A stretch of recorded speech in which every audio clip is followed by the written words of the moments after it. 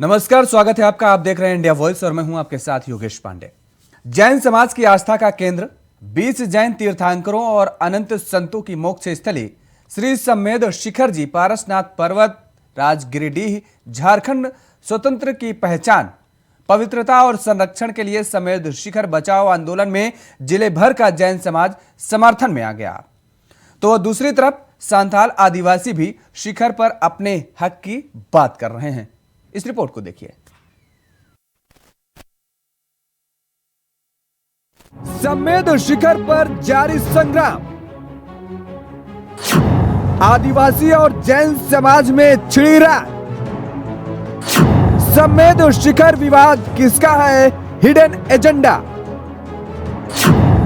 जैन और आदिवासियों को लड़ाने की कौन कर रहा साजिश?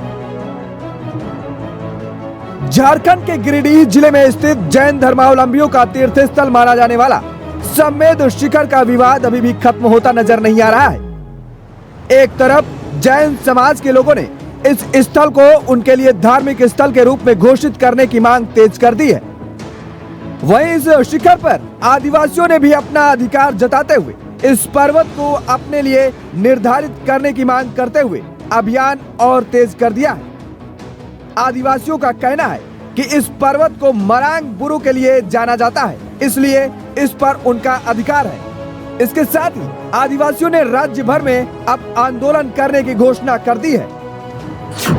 जेएमएम विधायक ने दी बड़े आंदोलन की चेतावनी। विधायक लोबिन हेम्ब्रम हुए सोरेन सरकार पर हमलावर।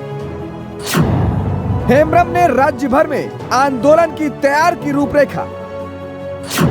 सालखन मुर्मू ने भी राज्य भर में आंदोलन का फूंका बिगुल।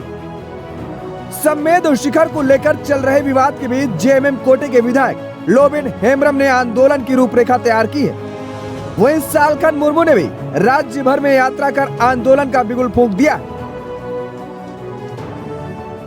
आदिवासी हैं और हम लोग बहुत शांतिप्रिय दिमाग के आदमी हैं। हम लोग न किसी को भड़काना जानते हैं और न इस पर हम लोग कोई रोटी सेकना जानते हैं। जो सही बात है, सही बात को हम लोग बोलना जानते हैं। और जहाँ पर आदिवासियों की सवाल है, वहाँ का अस्तित्व का सवाल है, मरांबुरु का सवाल है और हम लोग जनप्रतिनिधि है, तो हमारा सामाजिक, हमारी संस्कृति जो है, रीति रिवाज है, इस पर तो हमको आगे बढ़ना ही पड़ेगा। तो इसमें कोई माफ़ी मांगने की ऐसा कोई बात नहीं है। और हमने किसी को धार्मिक भावना को ठेस पहुँचाने का ऐसा मेरे दिल में नहीं है और हम बहुत शांति प्रिय हैं शुरू से ही। झारखंड, बंगाल, बिहार, उड़ीसा, असम के लगभग 50 जिलों में आदिवासी सिंगल अभियान काम करता है। हर जिले में हम लोग जिले मुख्यालय में पहले एक पत्रकार सम्मेलन करके आपके मार्फत जनता तक मैसेज देना चाहते हैं। उसके बाद उस जिले के किसी प्रखंड में एक आदिवासी जनसभा कि देखो मारंग गुरु मने हमारा ईश्वर है, पारसनाथ पहाड़ पर पहला अधिकार हमारा है, अब ब्रिटिश टाइम से ये अधिकार है, अभी रिकॉर्ड्स ऑफ राइट्स में भी हमारा अधिकार है, हजारीबाग गेजेटियर में भी ये लिखा हुआ है। लेकिन ये हेमंत सोरेन इसने बेच दिया हमारे भगवान को। और भारत सरकार से, भारत देश से भी हमारा मांग है, अरे हम लोग का आदिवासी का भी भगवान है, हमारा भी धर्म है, हमारा भी धर्म और आस्था विश्वास पर हमला क्यों करते हो? संविधान में सारी व्यवस्थाएं हैं, तो इसलिए देश को जगाना, इन सरकारों संस्थानों को जगाना, और नहीं जागेंगे, न्याय नहीं देंगे तो फरवरी में हम लोग पूरे देश को, कम से कम पूर्वी भारत को हम लोग पैरालाइज कर देंगे। ये ताकत हम लोग का है और जनता में ये आक्रोश है, उबाल है। इधर जैन समाज के लोगों ने भी शिखर जी को जैन धर्मावलंबियों के लिए तीर्थ स्थल घोषित करने की मांग और तेज कर दी है। जी, आपने यहाँ दो बातें कही है। एक तो उन्होंने कहा कि मैं वो माफ़ी नहीं मांगेंगे, उन्होंने कोई असंसदीय भाषा का प्रयोग नहीं किया है। तो उनकी एक बार भाषा में रिपीट करना चाहता हूँ कि उन्होंने कहा था कि कान खोल कर सुन लो जैन मुनियों, अगर आप आदिवासी इलाकों में गए तो मैं आपको, और एक हाथ से इशारा किया था कि या तो वो गोली मार देंगे या तीर चला देंगे। तो मुझे नहीं लगता है कि इस तरह की भाषा में भोले भाले आदिवासी भाइयों को समझाया जाता है। राज्य की विपक्षी पार्टी बीजेपी ने भी राज्य सरकार की तरफ से की जा रही नजरअंदाजी पर सवाल खड़े किए हैं। जैन समाज ने जिन चीज़ों को लेकर सरकार से एक अपेक्षा रखी थी कि उसको पर्यटन क्षेत्र घोषित न किया जाए, उसको तीर्थ स्थल ही रहने दिया जाए, तो केंद्र की सरकार ने उनकी भावनाओं का सम्मान करते हुए राज्य सरकार को निर्देशित किया कि एक कमेटी बना ली जाए जिसमें 2 लोग जैन समुदाय से हों, एक अनुसूचित जनजाति समाज से हो। ये लोग मिल बैठ के वहाँ अलग अलग अपनी जो परंपरा है उसका किस तरह से पालन करेंगे, तो किसी की भावना आहत न हो, इस दिशा में सरकार का प्रयास है। लेकिन जो लोग वहाँ विद्वेष फैलाने की कोशिश से और इसी मकसद से गए हैं, सरकार को यह देखना है कि लॉ एंड ऑर्डर की स्थिति खराब ना हो, और जो लोग इस काम में लगे हैं उनके खिलाफ सरकार क्या कार्रवाई करना चाहती है सरकार को बताना भी चाहिए। बहरहाल अब देखने वाली बात यह होगी कि शिखर सम्मेद पर छिड़ी अस्तित्व और आस्था की लड़ाई पर जैन समुदाय और संथाल आदिवासियों की मांग कैसे पूरी होगी और इस दिशा में सरकार का क्या कदम होगा। रांची से इंडिया वॉइस के लिए राकेश कुमार की रिपोर्ट। तो सम्मेद शिखर पर अब जैन समुदाय और आदिवासी समुदाय आमने सामने नजर आ रहा है। लगातार अब इस पर राजनीति भी तेज होती जा रही है। इसी मुद्दे पर आज चर्चा करेंगे। हमारे साथ कुछ मेहमान जुड़े हुए हैं, आपका तारुफ करा देते हैं। सुशांत मुखर्जी जी हैं, मार्क्सिस्ट के नेता हैं। मुखर्जी जी, आपका बहुत बहुत स्वागत है इंडिया वॉइस पर। लक्ष्मी नारायण तिवारी जी भी हमारे साथ जुड़े हुए हैं, कांग्रेस के नेता हैं। तिवारी जी, आपका भी बहुत बहुत स्वागत है। लक्ष्मी नारायण तिवारी जी, अब जो स्थिति बनती जा रही है वो तो दिन प्रतिदिन सियासी पारा भी चढ़ता जा रहा है और जैन समुदाय और आदिवासी समुदाय जो आमने सामने खड़े नजर आ रहे थे, इनके तेवर भी कहीं ना कहीं तल्ख होते जा रहे हैं दिन प्रतिदिन। देखिए योगेश जी, मैं बार बार कहा हूं, फिर रिपीट करता हूं, केंद्र में बैठी भारतीय जनता पार्टी के नेतृत्व में जो सरकार काम कर रही है, उनकी यही नीति रही है, डिवाइड एंड रूल, फूट डालो राज करो। कहीं हिंदू मुस्लिम, कहीं सिख और हिंदू, कहीं मुस्लिम और सिख, कहीं जैन और आदिवासी, यही इनकी स्थिति रहती है। इनकी मानसिकता यही है कि जब 2-3 लोगों को आपस में भिड़ाएंगे तो एक पक्ष वोट करेगा और बिना मांगे वोट मिल जाएगा। ये विवाद की शुरुआत, इस विवाद के जनक भारतीय जनता पार्टी के लोग हैं। और ये जब स्थिति सामने हो गई जैन मुनि की सम्मेद शिखर के मामले को, जिसको पर्यटक क्षेत्र बनाने की बात थी, जब ये बात सामने आई और आवरणहीन होने लगी भाजपा, तो आनंद फानन में भूपेंद्र यादव जी, जो केंद्रीय मंत्री हैं, आदरणीय भूपेंद्र यादव जी, उनके द्वारा बुला करके और जैन मुनियों से 1-2 लोगों से बात करके और ये बताया गया कि हमने सब पटाक्षेप कर दिया। लेकिन पटाक्षेप हुआ नहीं, इस विवाद को और हवा दिया जा गया। अभी जब आपको ध्यान में होगा कि आदिवासी के माननीय महामहिम राष्ट्रपति महोदया का जब नॉमिनेशन हुआ, तो भाजपा लंबी लंबी और ऊंची ऊंची आवाज में लगी बोलने, आदिवासी आदिवासी महिला, आदिवासी महिला। ये बीजेपी के नेताओं के किसी मुखार बिंद से नहीं निकला योगेश जी कि एक योग्य महिला को, और महिला और पुरुष क्या होता है भाई, एक योग्य व्यक्तित्व को हम ऊंचे पदों पर बिठा रहे हैं, ये नहीं निकला। आदिवासी, कांग्रेस पार्टी तो आदिवासी विरोधी है, आदिवासी विरोधी है। नहीं, तो आपने जिस पत्र का जिक्र किया, ठीक है, वहां पर नहीं मुझे पूरी बात करने दीजिए। नहीं, आप ही से है, आप उस एक सवाल और जोड़ दे रहे हैं उसमें। आपने पत्र का दरअसल जिक्र किया कि केंद्र सरकार ने पत्र भेजा, आपने भी तो वाहवाही लूटने में कोई देर नहीं रखी। आपने कहा कि सरकार ने पहल की, सरकार ने कहा, उसके बाद केंद्र सरकार जागी, तब पत्र लिखा और तब जा करके इसे ये कहा जा रहा है कि दरअसल ये पर्यटन स्थल नहीं घोषित किया जाएगा। उसमें भी तो आपने वाहवाही लूटी। देखिए, हमने बीमारी को लोकेट किया, हमने बीमारी को लोकेट किया, आवरणहीन किया, वस्त्रविहीन किया। ये जो बात मढ़ा जा रहा था कि सम्मेद शिखर का जो ये मुद्दा है, ये राज्य सरकार के द्वारा उठाई गई मुद्दा है, हमने आवरणहीन किया। और जब स्थिति बद से बदतर होने लगी, तब बीजेपी को लगा कि अब तो हम वस्त्रविहीन हो रहे हैं, आवरण विहीन हो रहे हैं, एकदम नंगा रूप दिखाई देने लगेगा। तब इन्होंने आनंद फानन में वो जो है सो स्टेप लिया। मैं फिर दोहराता हूं इसको कि इस मुद्दे के जनक ये महोदय है, बीजेपी और बीजेपी के नेतागण, इनको बराबर डिवाइड एंड रूल, बांटो और राज करो। और केन प्रकार देखिए, इनको कुल मिलाकर के इनको सत्ता चाहिए। मरे जिए कोई आए जाए, पेंशन बंद कर दो, और वहाँ वो जो है अगर ठीक है, ये आरोप प्रत्यारोप बहुत लगते रहते हैं। आएंगे तिवारी जी आएंगे आपके पास, आएंगे अगले राउंड में आएंगे। सीमाओं पर अगर हमारे शहीद होते हैं, सीमाओं पर अगर हमारे सेना के जवान शहीद होते हैं, तिवारी जी आपके साथी मुखर्जी जी भी इंतजार कर रहे हैं, उनके पास आ जाते हैं, उस पर भी राजनीति करते हैं। ठीक ठीक। मुखर्जी जी, एक बड़ा सवाल यहाँ पर है। तिवारी जी ने कहा कि जनक जो है वो भारतीय जनता पार्टी है, हवा देने का काम भारतीय जनता पार्टी कर रही है, डिवाइड रूल जो अप्लाई कर रही है वो भारतीय जनता पार्टी कर रही है। एक बात ये आप समझाने का प्रयास करिए दर्शकों को कि जब इस मुद्दे को जैन समुदाय ने उठाया, राज्य सरकार ने कहा कि हमने पत्र भेजा केंद्र सरकार को, और केंद्र सरकार ने इस पर अपना पत्र भेजा। उसके बाद कहा गया कि इसे पर्यटन स्थल घोषित ना किया जाए। मामला शांत होता यहां पर नजर आ रहा था। अब उसके बाद जो मामले को तूल दिया गया, हवा दिया गया, ये तो सरकार में बैठे लोगों की तरफ से दिया गया। कौन सी सरकार में बैठे लोगों की तरफ? क्यों, हेमरम साहब कहां बैठे हुए हैं? आ रहे तिवारी जी, आ रहे भाई, तिवारी जी आ रहे हैं, इंतजार करिए भाई, आ रहे हैं। आप ही के साथी हैं मुखर्जी जी, बता लेने दीजिए। ऐसा है, हाँ। ये संथाल, हाँ सिद्धू कानू का वंशज, हाँ पूरे राज्य देश की सबसे बड़ी जगह मारंगबुरु, वो पहाड़ है, पारसनाथ नहीं, वो मारंगबुरु पहाड़।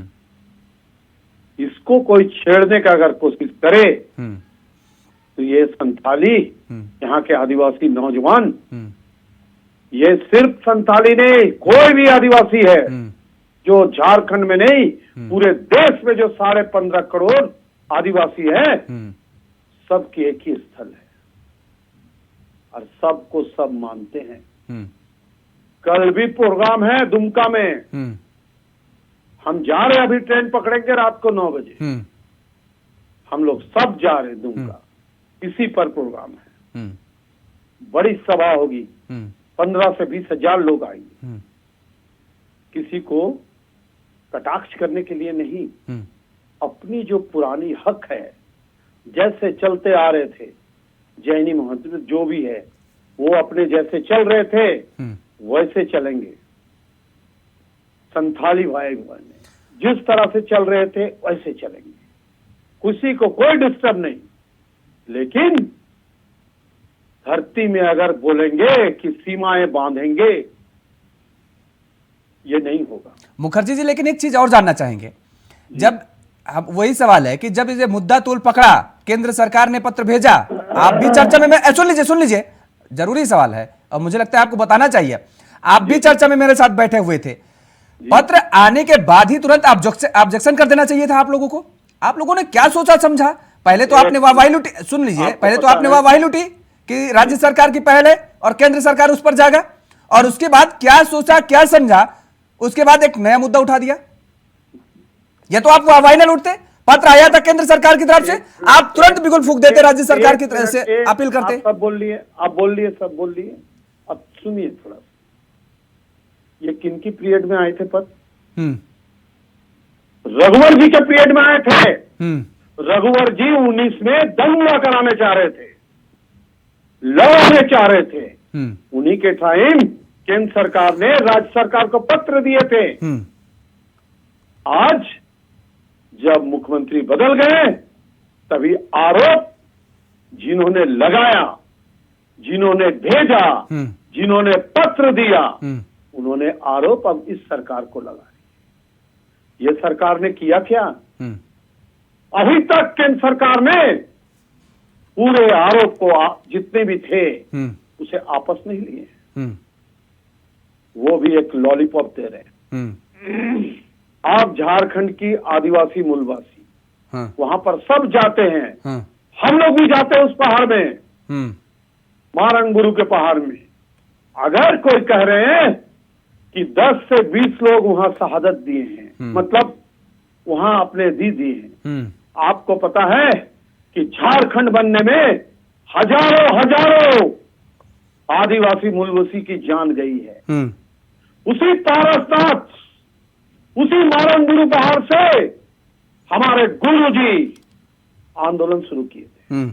जो झारखंड की अलग आप- होने में। आपने आदिवासियों का जिक्र किया, आपने कहा केंद्र सरकार ने कुछ किया नहीं, राज्य सरकार आपके अनुसार सब ठीक ठाक कर रही है, लेकिन राज्य सरकार में बैठे ही लोग राज्य सरकार पर सवाल उठा रहे हैं।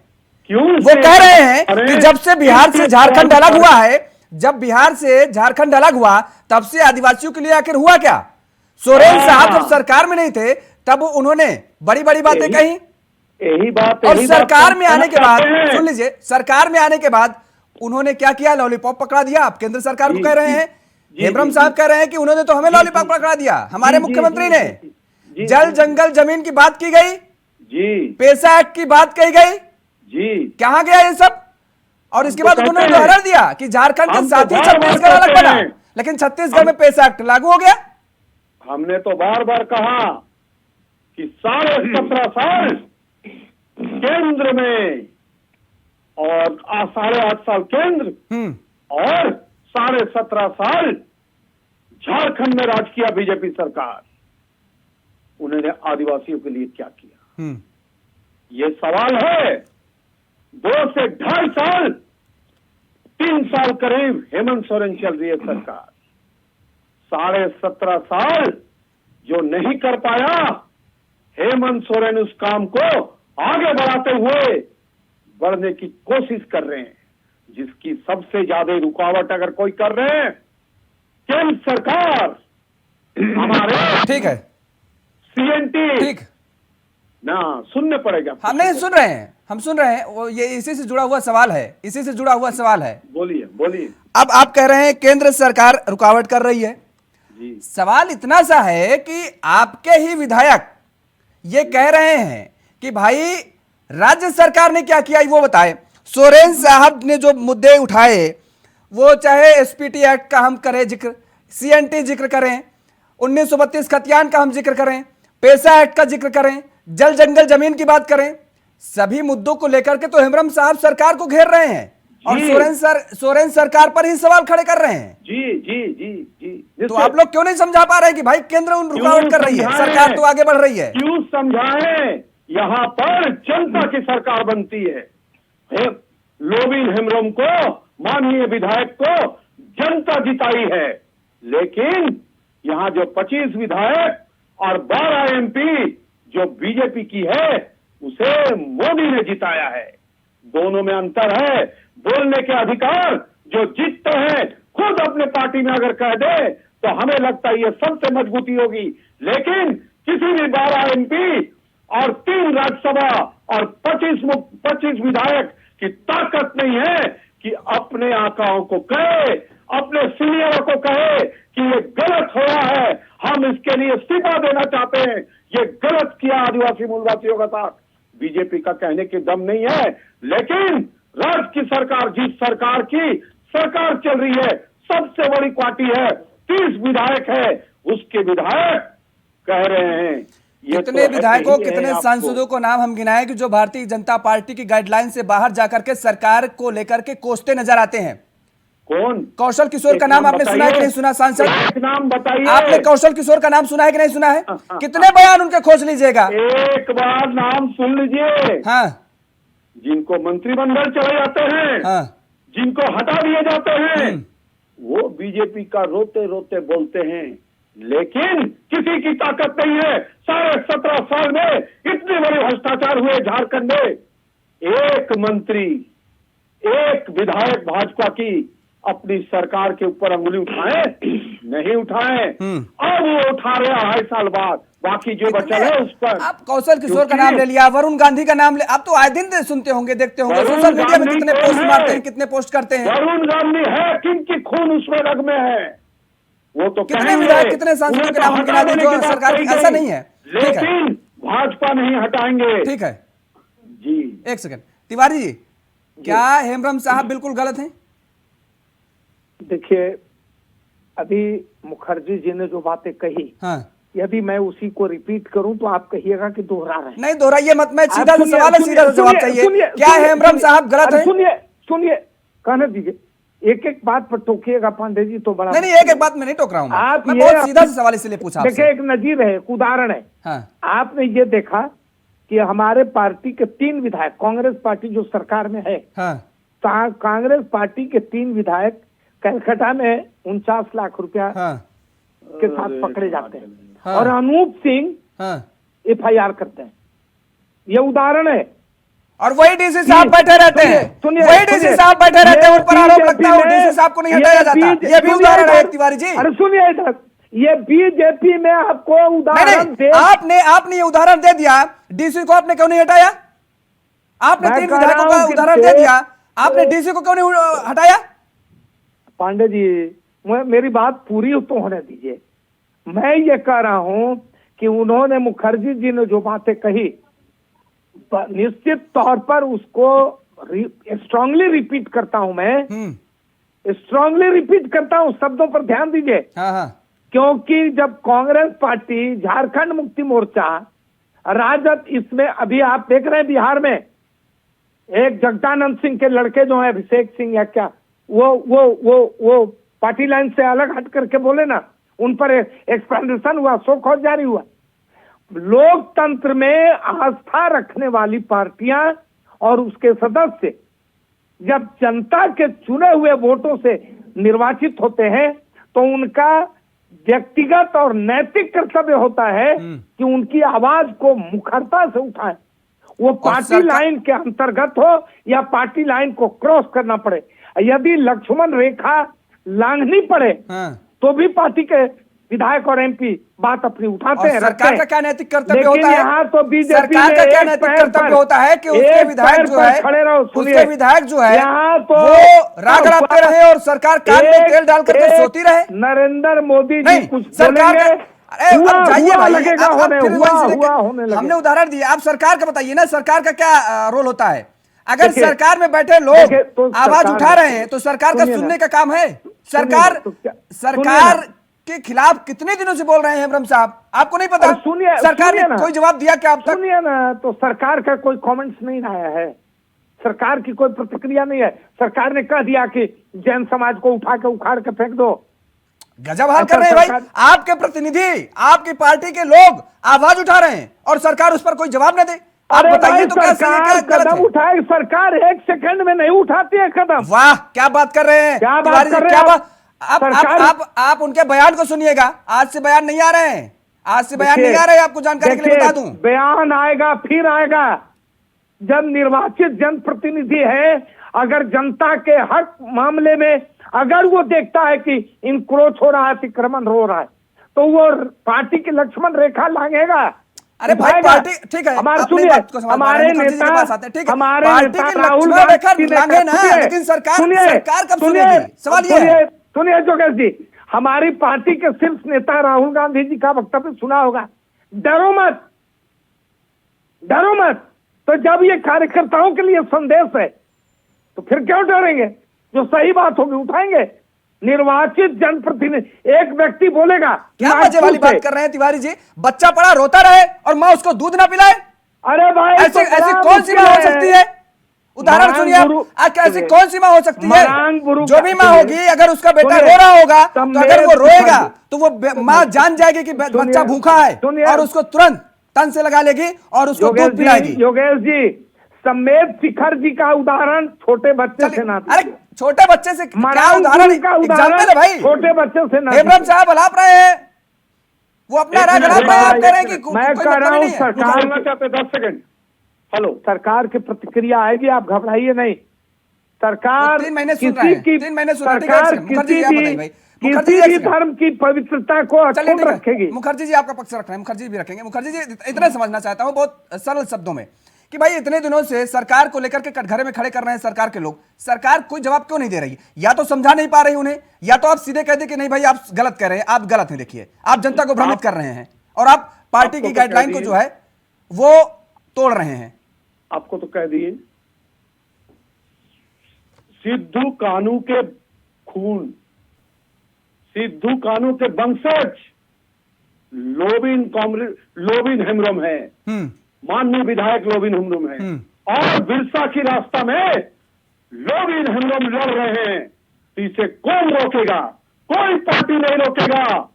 हमें माटी बचाना है, कोई पार्टी से लेना देना नहीं। जो माटी बचाएगा वही पार्टी यहां रहेगा। जो झारखंड मुक्ति मोर्चा लेके आए झारखंड में और लोग भी लड़ रहे हैं उसी पार्टी के लिए और माटी बचा रहे हैं। मुखर्जी जी, यही समझाने की हम कोशिश कर रहे हैं आपको भी और तिवारी जी को। 49 संगठन को इकट्ठा करके उन्होंने संगठन बना लिया है और ऐसा ना हो कि आने वाले समय में जेएमएम को उखाड़ के फेंकने का काम आप ही के अपने बैठे लोग कर दें। यही समझाने की हम कोशिश कर रहे हैं, यही समझाने की कोशिश कर रहे हैं। तिवारी जी समझिए, 49 संगठन को पता कर लीजिएगा, 49 संगठन को हेमंत साहब ने एक साथ ला करके कह दिया और जंग का ऐलान कर दिया है। आने वाले समय में अगर मुहिम छेड़ दिया तो आपकी गठबंधन की सरकार पता नहीं चलेगी कहां जाएगा। बीजेपी का जो आप कह रहे हैं, बीजेपी को छोड़ दीजिए साहब, अपने अपनों से बचिए, पहले अपने घर में बचिए, पहले बीजेपी तो बाद में निपटिएगा। विवाद का ये आपके लिए आगाह कर रहा हूं तिवारी जी। हम ये विवाद का अरे मुखर्जी जी से पूछ लीजिए, मुखर्जी जी को भी पता है, आगाह कर रहा हूं। ये आपके भले के लिए तिवारी जी बता रहा हूं, आपके भले के लिए, उसे झारखंड के धरती में नहीं, आपके भले के लिए बता रहा हूं। ये आने वाले समय में इसलिए कह रहा हूं, वो चाहे जैन समुदाय हो या फिर आदिवासी समुदाय हो, दोनों को बुला करके, दोनों लोगों के जो नेतृत्व कर रहे हैं उनको बुला करके बैठिए और एक कोई रास्ता निकालिए ताकि बिखराव की स्थिति ना बने, सरकार इस पर आर-पार की स्थिति ना बने। सरकार इस पर गंभीर चलिए है। ठीक है, उम्मीद यही करेंगे सरकार गंभीर से विचार करे और इस पर कोई रास्ता निकाल के लाए। समय के अभाव के चलते चर्चा को यहीं पे विराम देना पड़ेगा। आप दोनों मेहमानों को हमारे साथ जुड़ने के लिए और कीमती समय देने के लिए बहुत बहुत धन्यवाद, हमारे साथ जुड़ने के लिए। तो लगातार जिस तरीके से झारखंड में जो स्थिति पैदा हो रही है, जो स्थिति बनी हुई है, इससे कहा जा सकता है कि दरअसल अभी आने वाले समय में भी सियासी पारा और हाई हो सकता है। लेकिन देखने वाली बात यह होगी कि इस पूरे मामले पर सरकार का क्या कदम होता है। चर्चा में फिलहाल इतना ही। खबरों के लिए आप बने रहिए इंडिया वॉइस के साथ। नमस्कार।